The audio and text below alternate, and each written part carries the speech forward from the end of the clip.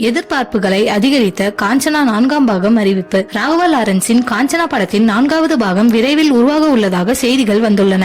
மேலும் இப்படத்தை பற்றிய சில அப்டேட்களும் சினிமா வட்டாரத்திலிருந்து கசிந்துள்ளன. அரண்மனை படங்களுக்கும் காஞ்சனா படங்களுக்கும் ஒரு எண்டே இல்லையா சார் என்று கேட்கும் அளவிற்கு அடுத்தடுத்த பாகங்கள் உருவாகி கொண்டே வருகின்றன. அதே போல் பேய் படங்கள் என்றால் ரசிகர்கள் நினைவுக்கு வருவதும் இந்த 2 படங்களே. இவை வித்தியாசமான கதைக்களங்களுடன் நகைச்சுவையுடனும் த்ரில்லுடனும் எடுக்கப்பட்ட பேய் படங்கள். சமீபத்தில் சுந்தர்சியின் அரண்மனை 4 படம் வெளியாகி நல்ல வரவேற்பை பெற்றது. அந்த வகையில் காஞ்சனா படத்தின் அடுத்த பாகத்தை உருவாக்க படக்குழு திட்டமிட்டுள்ளதாக கூறப்படுகிறது. 2007ஆம் ஆண்டு ராகவா லாரன்ஸ் இயக்கத்தில் வெளியான முனி திரைப்படம் அவருக்கு மிகவும் முக்கிய படமாக மாறியது. ராகவா லாரன்ஸ், ராஜ்கிரண், வேதிகா, வினு சக்கரவர்த்தி மற்றும் கோவை சல்லா உள்ளிட்ட பலர் அந்த படத்தில் நடித்தனர். அதன் பின்னர் காஞ்சனா படத்தை 2011ஆம் ஆண்டு ராகவா லாரன்ஸ் இயக்கி நடித்தார். அந்த படத்தின் பிளாஷ்பேக் போர்ஷனில் திருநங்கையாக சரத்குமார் நடித்து மிகப்பெரிய வெற்றி படமாக அதை மாற்றினார். சன் பிக்சர்ஸ் நிறுவனம் காஞ்சனா படத்தை வெளியிட்டது. காஞ்சனா 2 மற்றும் 3ஆம் பாகங்களை ராகவா லாரன்ஸுடன் இணைந்து சன் பிக்சர்ஸ் நிறுவனம் தயாரித்து வெளியிட்டது. இந்நிலையில் காஞ்சனா 4 படத்தை உருவாக்க முடிவெடுத்துள்ள ராகவா லாரன்ஸ் இந்த முறை சன் பிக்சர்ஸ் உடன் இணைய போவதில்லை என்ற தகவல்கள் வெளியாகியுள்ளன.